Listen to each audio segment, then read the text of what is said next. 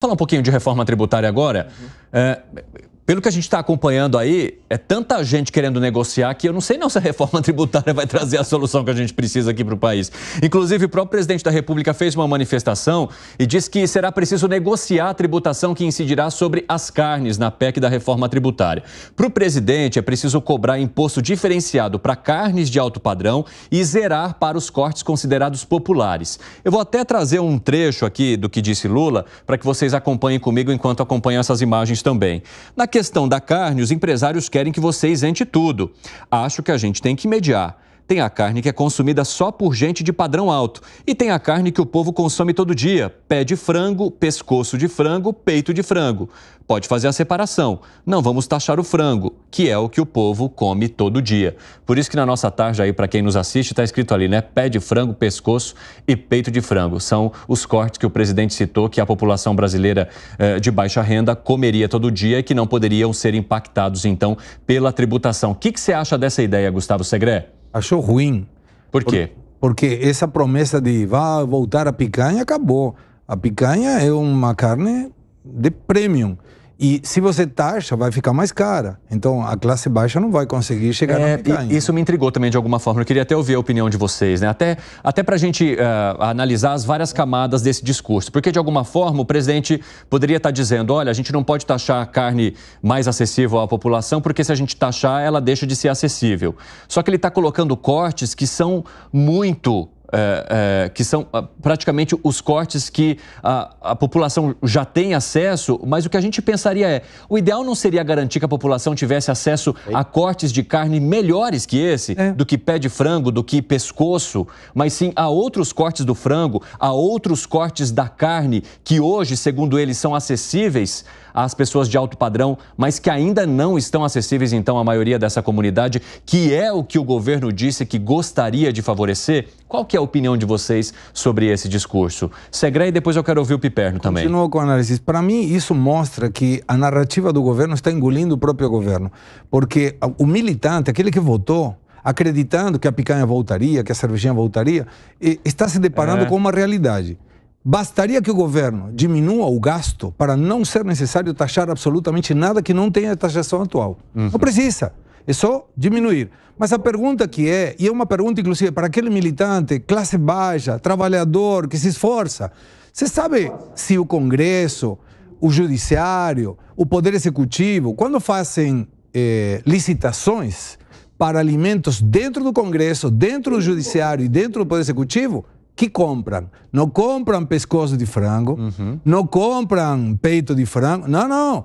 Compram camarão, compram filé mignon, compram tudo isso. Então, olha como quem disse defender a população de classe baixa, respeito das elites, mostra que é a elite e que não defende absolutamente nada. Ô Piperno, você não acha que caberia mais ao presidente da República dizer que ele iria garantir que a população mais pobre tenha acesso a cortes melhores de carnes, em vez de dizer que vai separar a taxação para que as carnes nobres continuem sendo dirigidas para pessoas de mais alto padrão e as carnes que não são nobres, né, que são os cortes menores ali desses animais, continuariam indo para essa sociedade que tem mais dificuldade, que está em vulnerabilidade? Bom, primeira coisa, é assim, entre isso tudo que ele citou e os cortes de fato nobres, tem um monte de coisa no meio. Então é isso que nós temos que, discutir. O que vai ter de isenção aí?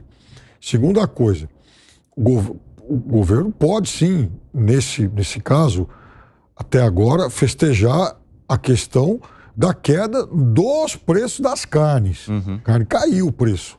Óbvio que não está barato, não está chovendo, mas caiu o preço. Terceira coisa. Tá, mas a maioria da população tem acesso à picanha? Não, mas o preço caiu. Terceira coisa. Vai colocar imposto, o preço vai subir.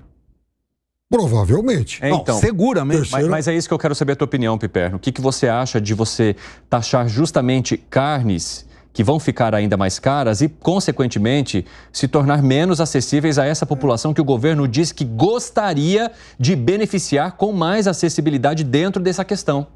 É isso. Eu, por exemplo, no caso das carnes, eu acho que elas têm que ter a mesma taxação que arroz, feijão e tal, ponto. Que carne é proteína, quer dizer, então precisa.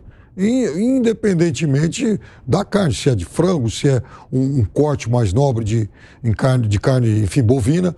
Agora, o fato é que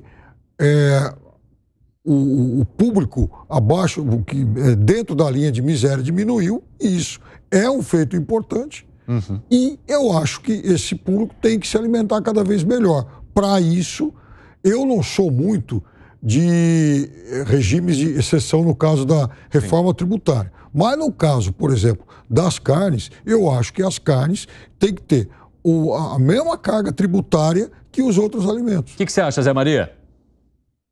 Pois é, todo governo tem lá a sua marca, a sua característica. Houve um tempo em que lá no Fernando Henrique era o iogurte, disse que foi o governo do iogurte, no primeiro governo Lula foi o governo do frango e assim por diante, né? E aí agora Lula tentou marcar esta história dele com a picanha. O Collor de Mello foi no governo dele, no início do governo, no supermercado com um salário mínimo e fez as compras, colocou no carrinho, tirou foto, acompanhado por fotógrafos, e a ideia dele é que no final do governo ele iria de novo no supermercado com o salário mínimo e ele prometeria que encheria o carrinho de produtos com o salário mínimo. Não deu certo. Ele não foi de novo porque não compraria nem metade do que ele colocou no carrinho no início do governo. Então há essa ligação de governo com comida e uma tentativa de marketing. Mas é errado tudo. Tecnicamente, é impossível fazer isso porque volta esse manicômio. Me disseram aqui, produtores de sapato, que um sapato que tenha salto é um imposto. O sapato que não tenha salto, que tenha cadastro, é outro imposto. Então, assim, virou uma bagunça. Então, agora imagina iniciar de novo um processo assim na vida tributária do Brasil. Se tem osso, é um imposto. Não tem osso, é outro. Se tem tantos dedos, é um. Quer dizer, tecnicamente é complicado e politicamente isso é impossível. O que você acha, Gani? Eu acho péssimo. Evandro, veja. Primeiro que é uma ideia extremamente elitista.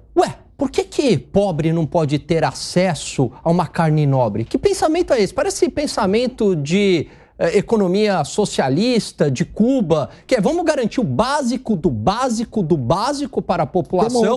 Eles vivem ali com o básico e nós aqui, os empresários, amigos do rei, da classe política, acesso a carne de primeira, a peixe de primeira, né? Esse que é o ponto. Então, é uma ideia extremamente elitista com uma pitada aí ideológica socialista. Sabe por que todo mundo adora ir lá para os Estados Unidos? Você vai no supermercado americano, você vê as pessoas mais pobres comprando queijo espanhol, presunto cru espanhol, comprando salmão da Escandinávia. Por quê? Porque é barato. Então, o pobre lá tem acesso a esses produtos considerados nobres. Ideia elitista. Péssima ideia, Piperno. O que foi, Piperno? Por que você acha que não? Primeiro que o pobre lá não é miserável como o pobre daqui. É isso que eu tô falando. Essa é a diferença. O pobre lá é classe média em qualquer lugar do mundo.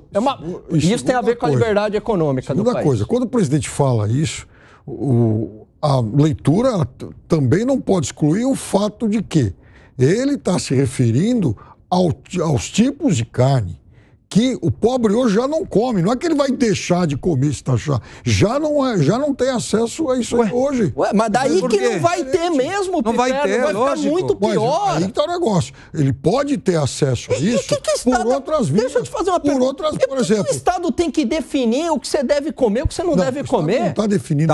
Lógico que está. Você está impondo um custo. De jeito nenhum. Claro. De jeito nenhum. Até porque eles também... Veja, a gente está falando de um Estado que felizmente tem aumento de massa salarial para mostrar. Não é mérito. Por que aumenta o imposto? Por que tem que aumentar o imposto, então? Você está aumentando o imposto. Por quê? Peraí, Zé, que senão não dá para ouvir você falar. Diga. E tem que ser debatido, Olha, sim. esse assunto está no olho dos debates aqui. É sobre se há exceção para um setor, vai onerar os outros. Qual é o imposto da reforma tributária? Depende de quais os produtos terão exceção. Então, se você fica excetuando alguns setores do frango, excetuando alguns setores do boi, vai onerar o resto. Isso é evidente. Inclusive, eu quero até aproveitar que você puxou esse gancho, Zé, para incluir também um pouco de um outro debate que está acontecendo na Confederação Nacional da Indústria, que é a preocupação com essa inclusão de mais itens nas listas de isenção e benefício da reforma tributária. A Confederação Nacional da Indústria, ela está alerta porque ela entende que é tanta gente tentando negociar algum tipo de benefício tributário nesse projeto que agora vai chegando à Câmara, que vai chegar um momento em que todas essas isenções, todos esses benefícios, eles serão pagos justamente pelas poucas categorias que vão ficar de fora delas.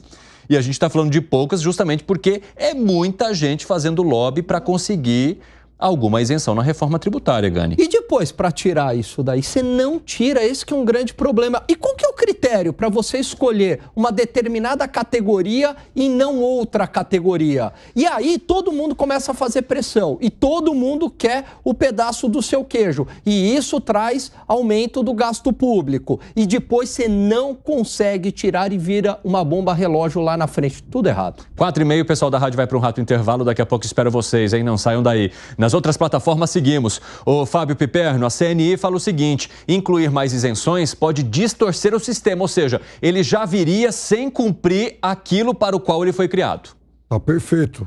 Isso está muito correto a CNI. Eu acho que não tem que ter isenção para rigorosamente ninguém. Aí alguém fala, pô, mas 5 minutos atrás... Nossa, então, lê o meu pensamento. Isso, mas aí que está o negócio. Então, deixa eu concluir a explicação. Lá, em relação à cesta básica, as carnes e tudo mais, eu acho que, então, a carne tem que ter o mesmo nível de tributação, eu acho, né? Que, por exemplo, arroz e feijão, mas eu sou a favor de um sistema de cashback. Por quê? Porque simplesmente... desonerar esses setores significa transferência de receita de renda e tal, auxílio tributário disfarçado para o produtor.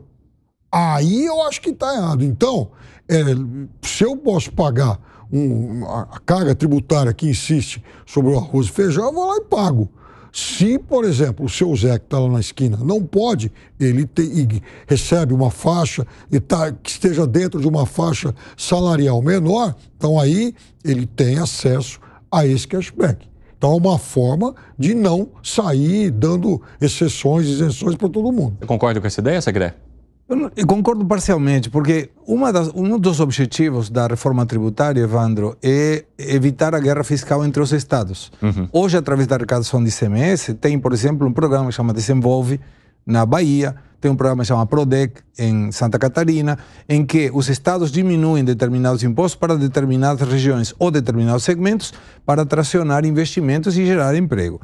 Quando é feita a reforma tributária, e nós falamos, todos coincidimos em que a quantidade de subsídios é gigantesca, essa seria uma possibilidade fantástica de tirar todos os subsídios, todos, e colocar lá embaixo a alíquota. E aí você vai avaliando a necessidade, eventualmente, de dar um benefício para algum setor da economia que possa ajudar a estabilidade e que possa diminuir a diferença social. Mas quando você fala, o presidente nesse caso, de taxar um produto, está deixando esse produto mais longe de uma classe social baixa, o que conspira contra a ideia de diminuir a injustiça social. Então o próprio presidente está indo contra a sua própria narrativa. Você entende dessa maneira, Piperno? Eu acho que a tributação ela tem que ser igual. O que eu defendo, e veja, eu entendi o que o presidente falou. Agora, o que eu defendo é que as isenções, os regimes de exceção, eles não têm que incidir sobre o produto, mas sim sobre a faixa de consumo. Então, um consumidor mais pobre, um consumidor que receba, por exemplo, o Bolsa Família, é natural que ele tenha a devolução desses impostos, mas não que o produto possa se beneficiar de isenções. O pessoal da rádio está de volta e nós estamos discutindo aqui reforma tributária e uma preocupação da Confederação Nacional da Indústria sobre as isenções que estariam sendo discutidas e possivelmente concedidas que poderiam distorcer todo o sistema. Ô Zé Maria Trindade, aproveito e pergunto para você, como é que está a pressão sobre o Congresso desses setores que querem esses benefícios? Cada um puxando a brasa para a sua sardinha, né? A estrutura de lobby mudou, né? Antes o lobby era feito no governo. Então, eles estavam ali, sempre visitando os ministros, secretários, entendendo qual era a proposta do governo, interferindo na legislação, na regulamentação e assim por diante. Só que o poder, hoje, não há como discutir, foi para o Congresso Nacional. Poder de regulamentação, poder de distribuição de verbas e assim por diante. Então, foram criadas as frentes parlamentares, que são lobbies.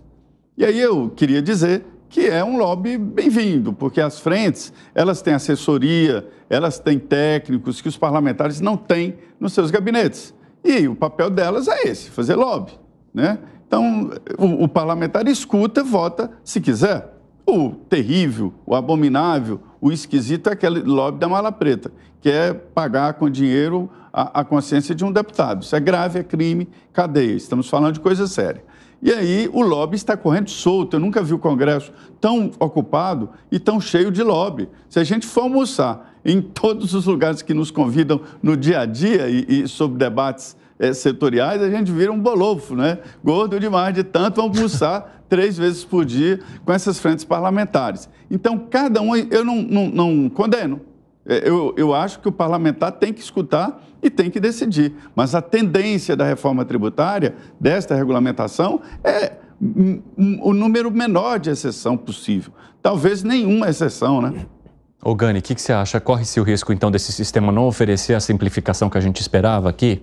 Exatamente, porque... Pode oferecer simplificação em termos burocráticos, por consolidar os impostos, mas não na prática, na grana. Porque vai ser uma reforma tributária, a gente caminha para isso até agora, de tantas exceções, que você terá algum grau de simplificação tributária, à medida que você tem um IVA, mas lá no final, Evandro, vai ter um aumento da carga tributária. Então eu me questiono também que reforma tributária é essa que traz uma simplificação de um lado, mas por um outro lado traz um aumento da carga tributária. Será que é uma reforma tributária válida? O que você está com essa cara de intrigado aí, Piper?